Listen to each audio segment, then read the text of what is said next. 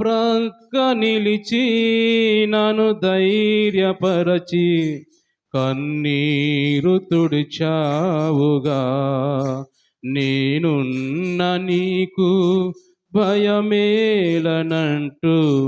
ఓదార్పునిచ్చావుగా.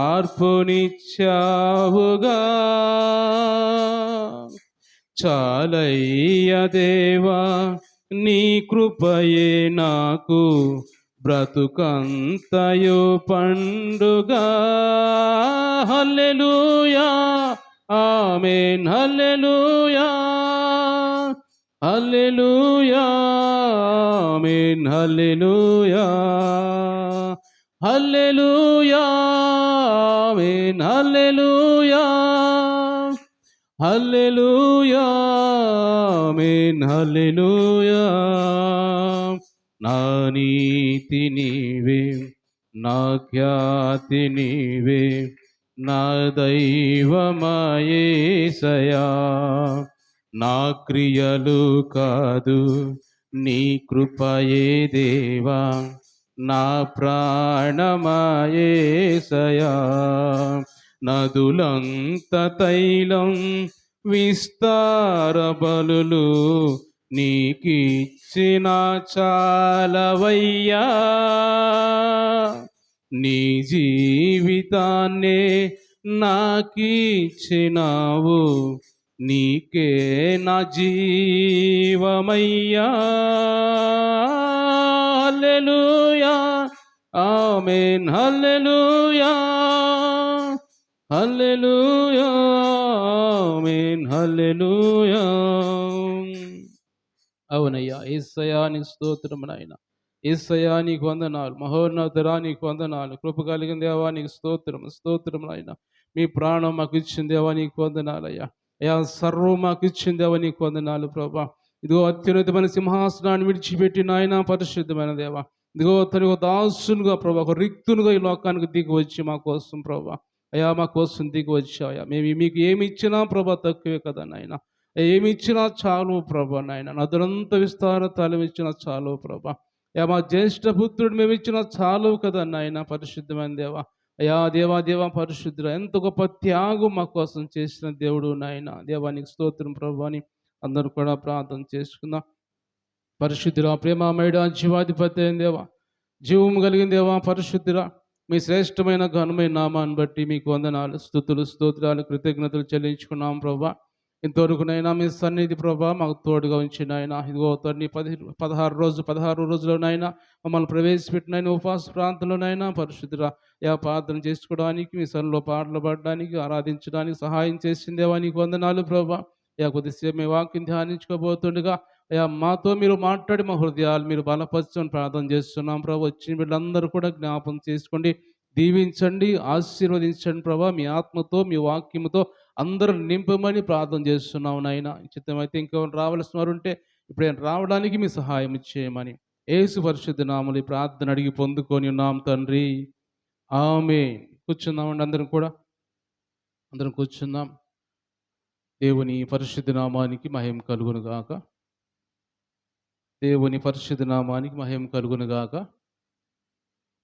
ఆమేన్ చేద్దామా? అలాగే చేరువచ్చిన మీ అందరూ కూడా ప్రభు పరిశుద్ధ నామములో అందరికి వందనాలండి. అందరికి వందనాలు. దేవుడు మిమ్మల్ని అందరిని కూడా దీవించును గాక.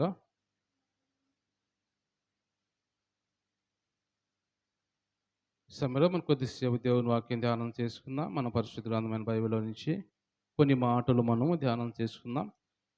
అపోస్తలుడైన పౌలు కొరింథీయులకు రాసిన మొదటి పత్రిక 5వ అధ్యాయం. అపోస్తలుడైన పౌలు కొరింథీయులకు రాసిన మొదటి పత్రిక 5వ అధ్యాయము మొదటి నుంచి చదువుకుందాం. వదంతి కలదు,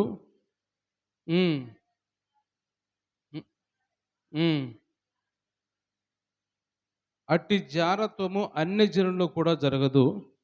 ఇట్లుండి మీరు ఉప్పొంగుచున్నారే కానీ మీరెంత మాత్రము దుఃఖపడి ఇలాంటి కార్యము చేసిన వారిని మీలో నుండి వెలివేసిన వారు కారు.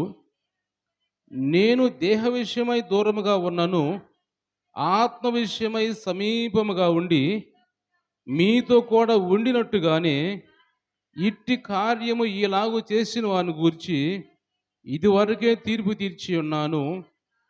ఏమనగా ప్రభు అయిన యేసు దినమందు వాని ఆత్మ రక్షించబడినట్లు శరీరేచ్ఛలు నశించుటకై మన ప్రభు అయిన యేసుక్రీస్తు నామమున మీరును నా ఆత్మయు మన ప్రభు అయిన యేసుక్రీస్తు బలముతో కూడి వచ్చినప్పుడు అట్టి వారిని సాతానుకు అప్పగింపవలెను. దేవుని స్తోత్రం చెల్లిద్దాం. హల్లెలూయా.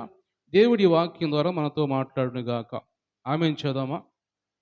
దేవుని బిడ్డలు గమనించినట్టయితే ఈరోజు అపోస్తలుడైన పౌలు కొరింథీ సంఘంతో మాట్లాడుతుంటున్నాడు. మనం కొరింథీ రాసిన మొదటి పత్రికలో మనం లోపలికి వెళ్ళే కొద్దీ కూడా వారు చేసిన కొన్ని పాపాలు, దోషాలు అన్నీ కూడా కనపడుతూ ఉంటాయి. వాళ్ళు ఏం చేశారో, ఎందుకు ఇలా జరుగుతుంది అనేది అన్ని విషయాలు కూడా దేవుడు కొన్ని విషయాలు మనతో మాట్లాడుతూ ఉంటాడు.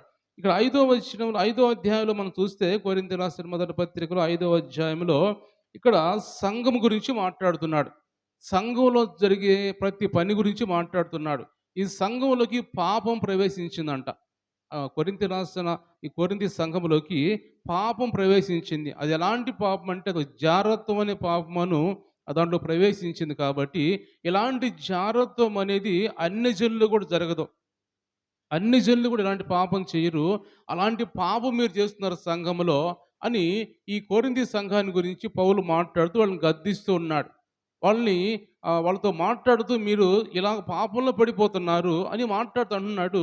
వాళ్ళు ఏం చేస్తున్నారంటే సంఘంలో అలా పాపంలో పడిపోయిన వాడిని, అలా జారత్వం చేసిన వాడిని అంట వదిలిపెట్టేసారంట. వాళ్ళు పట్టించుకోకుండా వదిలిపెట్టేశారు. వాడు మామూలుగా సంఘంలోకి వస్తున్నాడు, మళ్ళీ వెళ్ళిపోతున్నాడు. వాడు ఏదో జారత్వం చేస్తున్నాడు, ఒక దేవుడిని పూజిస్తున్నాడు, దేవుని సన్నిధికి వస్తున్నాడు, దేవుడిని నామమును ఘనపరుస్తున్నాడు, పాట పాడుతున్నాడు, అన్ని ప్రార్థన చేస్తున్నాడు, పాపం చేస్తున్నాడు, మళ్ళీ వెళ్ళిపోతున్నాడు. అలా జరుగుతున్నప్పుడు పౌలు అంటున్నాడు, మీరు అలాంటి వాడిని ప్రోత్సహిస్తున్నారు. మీరు అలాంటి వాడిని ఎప్పుడూ వెలివేయాల్సింది మీరు సంఘంలో నుంచి. అలాంటి వాడిని ఎందుకు మీరు రాణిస్తున్నారు సంఘంలోకి? అంత పాపం చేసిన వాడిని మీరు ఎందుకు ప్రోత్సహిస్తున్నారు అని ఈ అపోస్తలుడైన పౌలు ఈ సంఘస్థులతో మాట్లాడుతూ అంటున్నాడు. నేను దేహ విషయమై దూరంగా ఉన్నా కానీ ఆత్మ విషయమై సమీపంగా ఉన్నాను, మీతో కూడా ఉండినట్టుగానే ఇటు కార్యము చేసిన వారిని గురించి ఇదివరకే తీర్పు తీర్చి ఉన్నాను. అంటే ముందుగానే అపోస్తలుడైన పౌలు వాళ్ళ సంఘంలో ఏం జరుగుతుందో ఆత్మ ద్వారా తెలుసుకుంటున్నాడు. ఆత్మ ద్వారా తెలుసుకొని ముందుగానే తీర్పు తీర్చాడు అతనికి చేసిన వాడికి. ఎవరైతే పాపం చేశాడో ముందుగానే తీర్పు తీర్చాను నేను అంటూ సంఘంలో ఉన్న బిడ్డలతో మాట్లాడుతున్నాడు. మీరు ఎప్పుడూ వెలివేయాల్సింది. ఇది మనం చూసినట్టయితే ప్రభువైన యేసు దినమందు వాని ఆత్మ రక్షించబడినట్లు శరీరేచ్ఛలు నశించుటకై మన ప్రభువైన యేసుక్రీస్తు నామమున మీరును నా ఆత్మయు మన ప్రభువైన యేసుక్రీస్తు బలముతో కూడి వచ్చినప్పుడు అట్టి వాడిని సాతానుకు అప్పగించాలి. అలాంటి వారిని ఎవరికి అప్పగించాలంటే సాతానుకు అప్పగిద్దాం. అసలు వాళ్ళని నేను వచ్చినప్పుడు, దేవుని దినం వచ్చినప్పుడు మనం అందరం కలిసి వాళ్ళని ఏం చేయాలంటే సాతానుకు అప్పగించాలి. సాతానుకు అప్పగించడం అంటే మనం కొంచెం అర్థం చేసుకోవాలి. ఏంది సాతానుకు అప్పగించమంటున్నాడు? పౌలు మార్చాల్సింది పోయి, మనుషులు మార్చి రక్షించాల్సింది పోయి సాతానుకు అప్పగిద్దాం అంటున్నాడు అని అనుకోవచ్చు. కానీ మనము ఇక్కడ మనం అర్థం చేసుకుంటూ మనం చదివినట్టయితే ఇక్కడ మనం చూసిన మాటలో ప్రభు అయిన 4వ వచనంలో ప్రభు అయిన యేసు దినమందు వాని ఆత్మ రక్షించబడినట్లు శరీరేచ్ఛలు నశించినట్లు. వాని ఆత్మ రక్షించబడాలి, వాడి శరీరం పతనం అయిపోవాలి, కానీ ఆత్మ బాగుండేటట్టుగా ప్రార్థన చేయండి. అంటే యేసు ప్రభు దినం వచ్చేటప్పుడు అలాంటి వాడు పాపం చేసిన వాడు ఉన్నాడు, వాడి కోసం మనం ప్రార్థన చేయాలి. ఎలా ప్రార్థన చేయాలంటే వాడి శరీరానుసారంగా చేసిన పాపం నశించిపోయేటట్టుగా, వాడి ఆత్మ రక్షించబడేట్టుగా. అంటే ఒక విధంగా అర్థం చేసుకున్నట్టయితే వాడు చనిపోవాలి. ఆయన ఎన్నో మాట్లాడంటే వాడు చనిపోయినప్పుడు శరీరం పాడైపోవాలి, వాడి ఆత్మ మాత్రం దేవుని దగ్గరికి వెళ్ళే విధంగా మనం ప్రార్థన చేద్దాం. ఎందుకంటే ఎంతమంది చెప్పినా వింటలేదు వాడు, ఎంతమంది చెప్పినా అర్థం చేసుకోవట్లేదు. కాబట్టి అలాంటి వాడిని మీరు సంఘంలో, కొంతమంది ఏమో సంఘంలోకి రాణిస్తున్నారంట, కొంతమంది అలాంటివి ప్రోత్సహిస్తూ ఉన్నారంట. ఏం కాదులే, ఏం కాదులే, మన కోరింది సంఘంలో, మన కోరింది నగరంలో చేసే పాపాలన్నీ ఇవే కదా, ఏం కాదులే. కొంతమంది ఏమో పట్టించుకోవట్లేదు, కొంతమంది ఏమో ప్రోత్సహిస్తున్నారు. అలాగా అతన్ని సంఘం నుంచి వెలివేయకుండా అలాగా కాపాడుకుంటూ వస్తున్నారని పౌలు మాట్లాడుతున్నాడు. అంటే ఎందుకు మాట్లాడుతూ కింద మనం చదువుకుంటూ వచ్చినట్టయితే పులిసిన పిండి కొంచెమైనా కానీ ముద్దంతా పులి చేస్తుంది. పులిసిన పిండి, కొంచెం పులిసిన పిండి అయినా ఒక ముద్దలో వేస్తే, పెద్ద ముద్దలో మనం వేస్తే ఆ ముద్దంతా కూడా పులిసిపోతుంది. కాబట్టి అలాంటి పులిసిన పిండిని కొంచెం తీసివేస్తే ఆ ముద్దంతా బాగుంటది అంటున్నాడు. అంటే ఆ ముద్దని సంఘంతో పోలుస్తున్నాడు దేవుడు. ఆ సంఘములో పులిసిన పిండి లాంటి ఈ వ్యక్తి ఉన్నాడు. ఈ వ్యక్తిని గాని మనం పక్కకు తప్పిస్తే సంఘం అంతా పరిశుద్ధంగా ఉంటది. ఏమాత్రం అతన్ని మనం ప్రోత్సహిస్తూ సంఘంలోకి రానిస్తూ ఉంటే వాడి వల్ల పక్కన వాళ్ళు చెడిపోతా ఉంటారు. వాడి వల్ల వాడు చేసే పాపం వల్ల పక్కన వాడికి ప్రమాదం వచ్చిద్ది కాబట్టి, సంఘం అంతా పాడైద్ది కాబట్టి, ఆ పులిసిన పిండి లాంటి వీడిని పక్కకు తప్పిస్తే మిగిలిన ముద్దంతా, మిగిలిన సంఘమంతా బాగుంటది అని పౌలు కొరింథీ సంఘంతో మాట్లాడుతూ వస్తున్నాడు. అంటే మనం గమనించినట్టయితే పాపము అనేది సంఘంలో ప్రవేశించకూడదు. ప్రవేశించిందంటే ఇక్కడ కొన్ని విషయాలు దేవుడు మనతో మాట్లాడుతున్నాడు. అక్కడ సంఘము గురించి మాట్లాడుతూ సంఘంలో మీరందరూ కూడా ఎవరైనా పాపం చేస్తే ఖండించాలి. ఎవరైనా పాపం చేసి సంఘంలోకొస్తే ఖండించాలి. మీరు అలా చేసి సంఘంలోకి వస్తున్నారని ఖండించే అధికారము రక్షణ పొందిన ప్రతి ఒక్కరికి ఉంటది. వాళ్ళ అవతల ఏమైనా అనుకోని, నువ్వు పాపం చేసి సంఘంలోకి వస్తున్నావు, నువ్వు దోషం చేసి సంఘంలోకి వస్తున్నావు అని రక్షించబడిన ప్రతి ఒక్కరు కూడా వాళ్ళని గద్దించే అవకాశం ఉంది. బయట వాళ్ళని గద్దించే అవకాశం మనకు లేదు. బయట వాళ్ళని రక్షణ పొందని వారిని, బయట వారిని గద్దించే అవకాశం మనకు లేదు. రక్షణ పొందిన ప్రతి ఒక్కరిని రక్షించబడిన వారు మనము అంటే దేవుడు వాక్యంలో ఏమంటాడంటే అపోస్తలుడైన పౌలు, నేను బయట వారికి తీర్పు నేను ఎందుకు తీరుస్తాను, లోపల వాళ్ళకి తీర్పు తీస్తాను నేను. అంటే లోపల వాళ్ళు మనవాళ్ళు కాబట్టి మనం తీర్పు తీరిస్తే వాళ్ళు ఏమనుకోరు. వాళ్ళు అర్థం చేసుకుంటారు, మారతారు అని. అంటే మన సంఘంలో ఏదైనా జరుగుతున్నప్పుడు పక్కవారు కలుగు చేసుకోవచ్చు, దాని తప్పులేదు. సంఘం అంతా కుటుంబం కాబట్టి ఇది అంతగా మనం ఇంకా ఎదగలేదు. నాకు అర్థమవుతుంది మీరు అనుకున్న ఆలోచన. అంతగా మనం ఎదగలేదు. ఎదిగినప్పుడు మనం ఏమనుకున్నారంటే నేను రక్షణ పొందా, ఇంకెవరైనా పాపం చేస్తున్నారు గద్దించాలి. నువ్వు పాపం చేసి దేవుని సన్నిధికి వస్తున్నావు. సరిగా ఉంటేనా లేకపోతే రావద్దు దేవుని సన్నిధికి, సంఘంలోకి. ఎందుకంటే ఇది పరిశుద్ధమైన సంఘం ఇది. దేవుని సంఘం అంటే పరిశుద్ధమైన సంఘము. దేవుని శరీరం ఇది. దేవుని శరీరం అంటే ఎలాంటిది? పరిశుద్ధమైన శరీరం అయింది. అలాంటి శరీరంలోకి అపవిత్రమైన ఆలోచనతో వస్తే ఎలాగో మనం రాగలం? అలాగా రాలేం కదా! రాకూడదు కదా! అని మనము గద్దించే అవకాశం మనకుంది కాబట్టి, మనం ఎవరైనా సరే మనం మంచిగా ఉన్నప్పుడు ఎదుటి వాళ్ళని గద్దించి, ఇలా చేసుకొని వస్తున్నావు, రాకూడదు అని మాట్లాడాలని అపోస్తలుడైన పౌలు మాట్లాడుతున్నాడు. అంత ధైర్యం మనకు రావాలి. మనం గద్దించాలంటే మనం కరెక్ట్‌గా ఉండాలి. అది ఎదుటివారిని గద్దించాలంటే మనం కరెక్ట్‌గా ఉండి గద్దించాలి అని మన దేవుడు ఇక్కడ అపోస్తలుడైన పౌలు ద్వారా మనతో మాట్లాడుతున్నాడు. కాబట్టి సంఘంలోకి పాపం ప్రవేశిస్తే సంఘం అంతా పాడైపోయింది కాబట్టి, అలాంటి ఆలోచనతో ఎవరు కూడా సంఘంలోకి రాకూడదని అపోస్తలుడైన పౌలు కొరింథీ సంఘంతో మాట్లాడుతున్నాడు. అంటే అలాగ వస్తే ఏమవుతుంది? చాలామంది కూడా అలాంటి పరిస్థితులు, అలాంటి ఆలోచనతోటి సంఘంలోకొచ్చి ఏమీ చేయనట్టుగానే సంఘంలోకొచ్చి, ఏమీ ఎరగనట్టుగా సంఘంలోకొచ్చి, దేవుని సన్నిధిలోకొచ్చి అలాగా దేవుని సన్నిధిలో గడిపి మళ్ళా వెళ్ళిపోతుంటారు. గమనించినట్టయితే అహియా అనే ఒక ప్రవక్త దగ్గరికి యరొబాము భార్య ముసుగు వేసుకొని వచ్చింది. అహియా అనే ప్రవక్త దగ్గరికి యరొబాము రాజు భార్య ముసుగు వేసుకొని, మారు వేషం వేసుకొని ఎవరో బయట వెళ్ళినట్టుగా వచ్చింది. ఆమె రాణి వేషం తీసేసుకొని మారు వేషం వేసుకొని అహియా ప్రవక్త దగ్గరికి వచ్చింది. అహియా ప్రవక్త దగ్గరికి వచ్చినప్పుడు ఏమంటాడు? ఆయన కళ్ళు కనపడు ముసలివాడైపోతాడు. పెద్ద ప్రవక్త ఆయన ముసలివాడైపోతాడు. ఆయనతోటి దేవుడు మాట్లాడతాడు. ఇదిగో యరొబాము రాజు భార్య నీ దగ్గరికి వస్తుంది. ఆమె మారువేషం వేసుకొని వస్తుంది దగ్గరికి అని అహియా ప్రవక్త చెప్పినప్పుడు, అహియా ప్రవక్త ఆమె వస్తున్నప్పుడే కళ్ళు కనపడకపోయినప్పటికీ ఆమెను పిలుస్తాడు. యరొబాము భార్య, నువ్వు ఇలా వస్తున్నావు, నువ్వు మారువేషం వేసుకొని వస్తున్నావు అని ఆమెని గద్దించి, మీరు చేసిన పాపం వల్ల ఎందుకు వస్తున్నావో నాకు తెలుసు. నీ కుమారుడికి రోగంతో బాధపడుతున్నాడు. ఆ రోగాన్ని నుంచి బాగుపడతాడు లేదా కనుక్కోవడానికి వస్తున్నావు కాబట్టి, నువ్వు మామూలుగా వస్తేనే సమాధానం చెప్పేవాడినేమో, నువ్వు మారువేషం వేసుకొని వచ్చావు కాబట్టి నీ మళ్ళా తిరిగి నీ గడపలో అడుగుపెట్టినప్పుడు నీ కుమారుడు చనిపోతాడు అని అహియా ప్రవక్త మాట్లాడతాడు. ఎందుకంటే అపవిత్రమైన మనస్సుతో దేవుని సన్నిధికి వచ్చిందామె. ముసుగు వేసుకొని మారు వేసుకొని దేవుని సన్నిధికి వచ్చిందామె.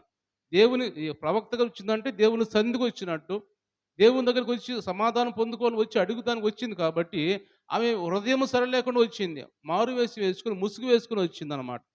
అలా వచ్చినప్పుడు దేవుడు ఆమెతో మాట్లాడినప్పుడు ఇంటికెళ్ళేసరికి ఆమె కుమారుడు చనిపోతాడు. దేవుడు మాట్లాడంటే దేవుని సన్నిధికి వచ్చేటప్పుడు మనం అపవిత్రమైన ఆలోచనతో రాకూడదు. పాపం అనేది మనలో ఉంచుకొని రాకూడదు. వచ్చి కొద్దిసేపు బాగుండి మళ్ళీ తర్వాత బయటికెళ్ళి మరలా పాపంలో పడిపోయే విధంగా ఉండకూడదని పౌలు వారితో మాట్లాడుతున్నాడు. అలాగే మనతో కూడా మాట్లాడుతున్నాడు దేవుడు. మనం కూడా ఏదో అది చిన్నది కానీ, పెద్దది కానీ ఏదైనా పాపమే కాబట్టి చిన్నదైనా, పెద్దదైనా అలాంటివి ఉంచుకొని మనం దేవుని సన్నిధికి రాకూడదు. ఒకవేళ వస్తున్నామా, నేను పాపం సరి చేసుకోవాలి. పాపాత్మురాలైన స్త్రీ ఉంది. ఆమె భయంకరంగా పాపం చేసిందామె. వ్యభిచారం చేసిందామె. ఆ పాపం చేసిన ఆమె దేవుని దగ్గరికొచ్చేసింది. దేవుని దగ్గరికొచ్చి ఏం చేసిందామె? ఆమె అయ్యా నేను మార్పు చెందుతాను. నా పాపం క్షమించు ప్రభు అని ఆమె అత్తరు తీసుకొచ్చింది. అత్తరు పూస్తా ఉంది. కన్నీరు గారుస్తా ఉంది. తల వెంట్రుకతో కన్నీరు దేవుని పాదాలు తుడుస్తా ఉంది. ఆమె ఒక్కసారి వచ్చి ఒప్పుకుందామె. ఆమె పాపాలు క్షమించమని దేవుడి దగ్గరికొచ్చింది. దేవుని సన్నిధికి ఎలా వచ్చిందంటే మారు మనసు పొందాలని వచ్చిందామె. ఈరోజు మనతో కూడా దేవుడు మాట్లాడుతున్న మాట ఏమంటే, మనము కూడా ఏదైనా లోపం, పాపం మనలో ఉంటే, మనం కూడా దేవుని సన్నిధికెళ్ళినప్పుడు నేను రక్షణ పొందాలి. దేవుని దగ్గర ఎన్ని ఒప్పుకోవాలి నేను. ఎన్ని ఒప్పుకొని నేను దేవునికి ఇష్టమైన వాళ్ళుగా నేను మారిపోవాలి. నా మనస్సు మార్చుకోవాలి. నా జీవితాన్ని మార్చుకోవాలి అనే ఆలోచనతో దేవుని సన్నిధికి రావాలి. కానీ నామకార్థంగా దేవుని సన్నిధికి వెళ్తున్నారులే, ప్రార్థనకి వెళ్తున్నాంలే అని పేరుకి మాత్రం మనం దేవుని సన్నిధికి రాకూడదని దేవుడు మాట్లాడుతున్నాడు. కాబట్టి మనం గమనించినట్టయితే సంఘాలు కొన్ని కొన్ని పాపాల వల్ల సంఘం పాడైపోతుందని గమనించినట్టయితే ఇక్కడ మన ఆకాను అనే వ్యక్తిని గురించి మనం చూసినట్టయితే యెహోషువ గ్రంథము 7వ అధ్యాయంలో ఆకాను అనే వ్యక్తి ఉంటాడు. ఆకాను అనే వ్యక్తి ఆహ్, మాకు ఒక మాట చదువుదాం అది కూడా యెహోషువ గ్రంథము 7వ అధ్యాయంలో యెహోషువ గ్రంథం 7వ అధ్యాయము 4వ వచనం చదువుదాం. హ్మ్. హ్మ్. నిలవలేకపోయిరి. అప్పుడు హాయి వారు 36 మనుషులను హతము చేసిరి. మరియు గవుని యొద్ద నుండి షెబారీము వరకు వారిని తరిమి హతము చేసిరి. నీరైపోయెను. చాలు చాలు. గమనించినట్టయితే ఇక్కడ యెహోషువ ఇశ్రాయేలు ప్రజలను నడిపించుకుంటూ పోతున్నాడు. సంఘాన్ని నడిపిస్తూ పోతున్నాడు. దేవుని సంఘాన్ని నడిపించుకుంటూ పోతున్నాడు. ఆ దేవుని సంఘాన్ని నడిపిస్తూ పోతున్నప్పుడు కొంత దూరం పోయిన తర్వాత అక్కడ కొన్ని ఆకాను అనే వ్యక్తి యెరికో ప్రాంతం వెళ్ళిన తర్వాత యెరికో పట్టణం కాల్చివేస్తున్నారు. యెరికో పట్టణం కాల్చివేస్తున్నప్పుడు కాలిపోయే వాటిల్లో ఆకానుకి ఏం కనబడ్డాయంటే మంచి మంచి బంగారము మంచిగా మెరుస్తూ కనపడింది. మంచి మంచి ఖరీదైన వస్త్రాలు కనబడ్డాయి. అవన్నీ తీసుకొని దాచిపెట్టుకున్నాడు. సంఘంలో ఒక వ్యక్తి దాచిపెట్టుకొని పాపం చేశాడు. అలా చేసి దాచిపెట్టుకొని ఎవరు చూడలేలే అనుకున్నాడు. ఎవరు చూడలేలే అని దాచిపెట్టుకున్నప్పుడు దేవుడు చూశాడని తెలియదు. అయితే ఆ యెహోషువ నడిపిస్తున్న యెహోషువ కన్నీరు కారుస్తూ ఏడుస్తూ ఉన్నాడు. అయ్యో! మా సంఘంలో ఎందుకు ఇలా జరుగుతుంది? ఇంత సమాజంలో చాలామంది చనిపోతున్నారు. యుద్ధానుభూతి మేము గెలవాలి కానీ చిన్న చిన్న దేశాల మీద ఓడిపోతున్నాం. ఎందుకు ఓడిపోతున్నాం ఈ విధంగా? అని ఏడుస్తూ యెహోషువ ప్రార్థన చేస్తున్నప్పుడు దేవుడు యెహోషువతో మాట్లాడుతూ, "యెహోషువ ఎందుకు ఏడుస్తున్నావు? సంఘంలో పాపం ప్రవేశించింది. అది పాపం ఉంది కాబట్టి ఇలా చనిపోతున్నారు. ఆ సంఘంలో ఉన్న పాపాన్ని తీసివేయి ముందు" అని అన్నప్పుడు వెంటనే యెహోషువ లేసి ప్రజలందరిని పిలిచి అందరిని సమకూర్చి అడిగినప్పుడు ఆకాను బయటకు వస్తాడు. నేనే చేశానయ్యా పాపం.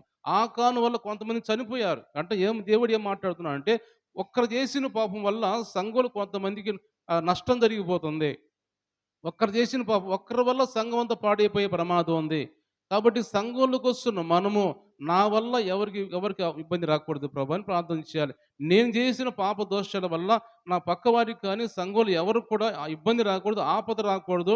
నన్ను నేను మార్పు చెందుతున్నాను ప్రభా. ఈ సమయం నుంచి నేను మార్చుకుంటున్నాను ప్రభా అని మార్చుకోవాలి. మన జీవితాలు మార్చుకోవాలి. మన రోజులో దేవుని సన్నిధికి వస్తుంది ఎందుకంటే ఉపవాస ప్రార్థనలకు ఎందుకు వస్తున్నామంటే మన జీవితాలు మార్చుకొని దేవునికి అప్పగించడానికి. మనం మారు మనసు పొంది దేవుని రెండవ రాకడ కోసం సిద్ధపడడానికి వస్తున్నాం మనం. అంతేకాని ఏదో 2 మాటలు విని కొద్దిసేపు ప్రార్థన చేసుకొని వెళ్ళిపోవడం కాదు. మన జీవితం మార్చుకోవడానికి వస్తున్నాం మనం. కాబట్టి మన జీవితం మార్చుకొని, మన ఆలోచనలు మార్చుకొని, సంఘంలో మనం పరిశుద్ధమైన వారిగా ఉండాలని దేవుడు మాట్లాడుతున్నాడు. ఈ మాటలన్నీ మనం వింటున్నప్పుడు సంఘం మన పరిశుద్ధమైన సంఘంగా సిద్ధపడాలి సంఘం కూడా.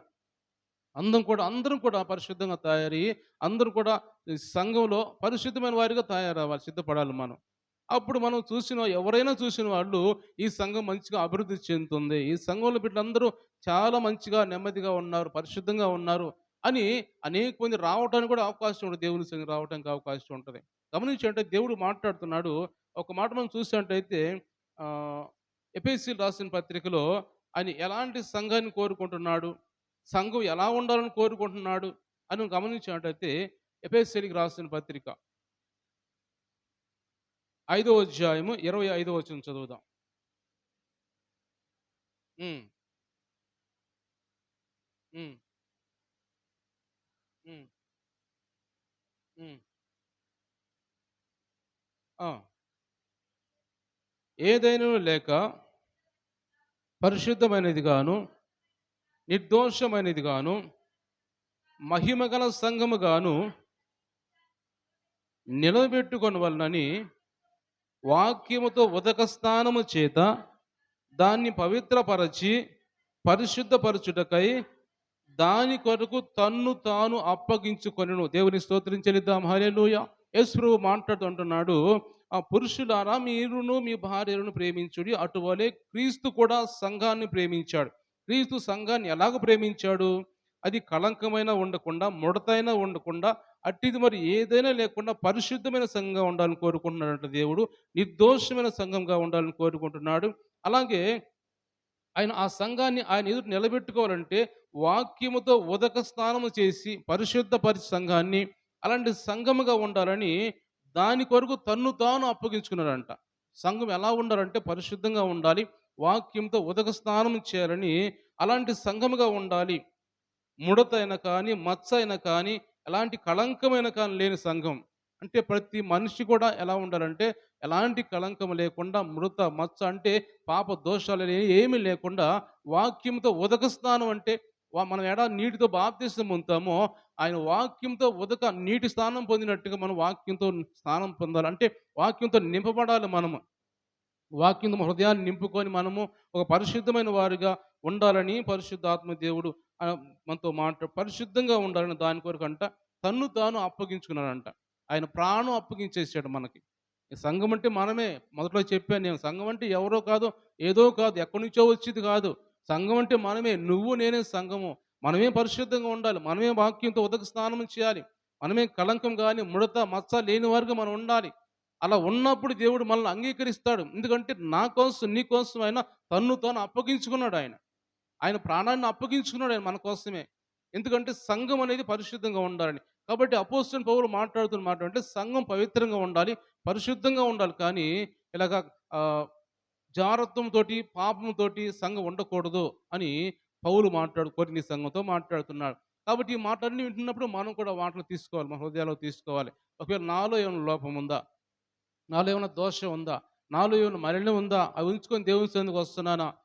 అని పాపాత్మురాలైన స్త్రీ ఎందుకొచ్చింది? ఒక్కసారి వచ్చి ప్రార్థన చేసింది. పాపాలు ఒప్పుకుంది. పశ్చాత్తాపపడింది. ఆమె జీవితాన్ని మార్చుకుంది దేవుని దగ్గర. ఆమె పాదాల దగ్గర ఏడ్చింది. జీవితం మార్చుకొని ఆయన వెంబడించేసింది వెనక్కి చూడలే ఇంకా ఆలోచన లేదు. వెనక్కి తిరిగి ఆలోచన లోకం వైపు చూసే ఆలోచన లేదు. క్రీస్తు వెంబడే తిరిగిందామె. ఆయన సిలువ వేసేటప్పుడు కూడా ఆయన వెంబడే తిరిగిందామె. అలాగా మార్చుకోవడానికి ప్రయత్నం చేయాలి మనం కూడా దేవుని సన్నిధికి వచ్చేటప్పుడు. కానీ వచ్చినప్పుడు కొద్దిసేపు ఒక గంట, 2 గంటలే కొద్దిగా దేవుడు మాటలు విని ప్రార్థన చేసుకొని పాటలు పాడి బయటికి వెళ్ళిన తర్వాత మరలా మామూలు విధంగా ఎప్పటిలాగానే తయారైతే అది పరిశుద్ధమైన జీవితం కాదు. దేవుడు మనల్ని అంగీకరించాడు. అలాంటి వారి కోసం ప్రాణం పెట్టలేదు దేవుడు. కాబట్టి దేవుడు మనతో మాట్లాడుతున్న మాటలు అలాంటి వారి కోసం నేను ప్రాణం పెట్టా అంటున్నాడు. ఎలాంటి వారి కోసం అంటే పరిశుద్ధమైన వారు, పరిశుద్ధంగా ఉండాలని, నిష్కళంకంగా ఉండాలని, ముడత మచ్చ లేని వారిగా ఉండాలని, అలాంటి వారి కోసం నేను ప్రాణం పెట్టాను అని దేవుడు మనతో మాట్లాడుతున్నాడు. ఇంకొక మాట మనం చదువుకున్నట్టయితే కొలస్సీలకు రాసిన పత్రిక 3వ అధ్యాయము 5వ వచనం చదువుదాం. కొలస్సీలకు రాసిన పత్రిక 3వ అధ్యాయము 5వ వచనం చదువుదాం. కావున భూమి మీద ఉన్న మీ అవయములను అనగా జారత్వమును, అపవిత్రతను, కామాతురతను, దురాశను, విగ్రహారాధనైన ధనాపేక్షను చంపివేయుడి. వాటి వలన దేవుని ఉగ్రత అవిధేయుల మీదికి వచ్చును. పూర్వం వారి మధ్య జీవించినప్పుడు మీరును వీటిని అనుసరించి నడుచుకుంటుని. ఇప్పుడైతే మీరు కోపము, ఆగ్రహము, దుష్టత్వము, దూషణ, మీ నోట బూతులు వీటన్నిటిని కూడా విసర్జించాలి. ఇంక చాలా కింద మనం చదువుకుంటూ పోతే ఇవన్నీ కూడా దేవుడు రాస్తూ వస్తున్నాడు.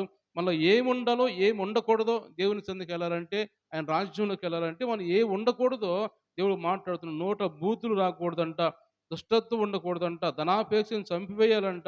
ఎలాగ మనం జీవించాలో కోపము అన్నీ కూడా ఆగ్రహం, దుష్టత్వం, దోషణ నోట మీ నోట బూతులు అని వాటన్నిటిని విసర్జించాలి. ఒకరితో ఒకడు అబద్ధం ఆడకూడదంట.